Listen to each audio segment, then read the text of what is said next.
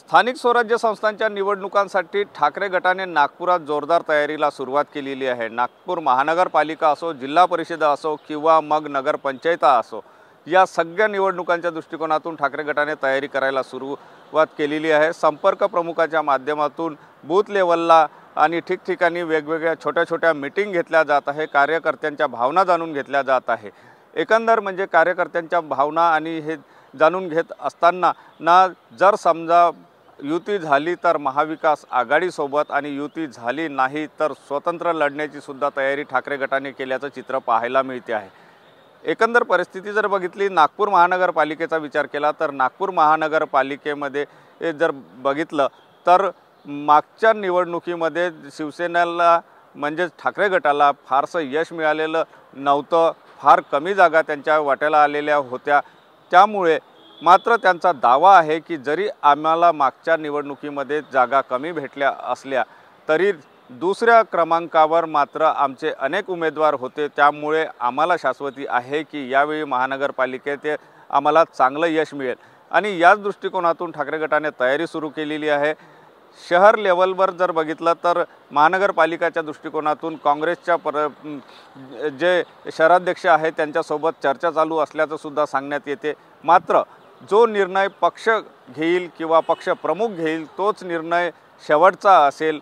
युती झाली तर युतीमध्ये निवडणुका लढल्या जाईल। मग सीट किती मिळतील, काय मिळतील हे या संदर्भामधल्या चर्चा वेगळ्या टप्प्यामध्ये होईल। मात्र जर समजा युती झाली नाही, पक्षप्रमुखांनी स्वतंत्र लढण्याचा आदेश दिला तर या दृष्टीने सुद्धा आम्ही तयार असल्याचं शिवसैनिकांकडून सांगण्यात येते आहे आणि त्या दृष्टिकोनातून त्यांनी ठिकठिकाणी तयारी केलेली आहे। नागपूर महानगरपालिकाच नाही तर जिल्हा परिषदच्या सुद्धा निवडणुका आहे, नगरपंचायत आहे। या ठिकाणी सुद्धा शिवसेनेने आपलं काम जे आहे ते सुरू केल्याचं चित्र पाहायला मिळते आहे। पक्षाच्या आदेशानुसार जे संपर्क प्रमुख आहे किंवा जे पदाधिकारी आहेत ते कार्यकर्त्यांपर्यंत पोहोचत आहे। ठिकठिकाणी मिटिंगा घेतल्या जात आहे आणि या दृष्टिकोनातून जर बघितलं तर शिवसेनेने आता नागपूरमधील स्थानिक स्वराज्य संस्थांच्या निवडणुकाच्या दृष्टिकोनातून तयारी केलेली आहे। नागपूर महानगरपालिकेचा विचार केला तर गेली 15 वर्ष म्हणजे 3 टर्म सत्ता ही भाजपच्या हातामध्ये या ठिकाणी होती आणि त्यांच्यासोबत शिवसेना सुद्धा होती। मात्र शिवसेनेचं अस्तित्व जर बघितलं तर फार थोडं होतं।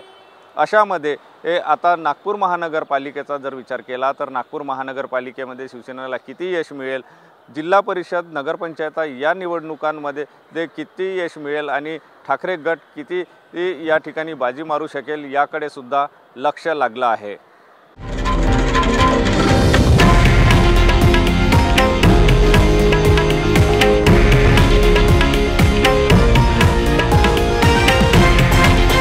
हे आहे देशातील नंबर 1 न्यूज नेटवर्क आणि आपण पाहत आहात TV9 मराठी, एकमेव।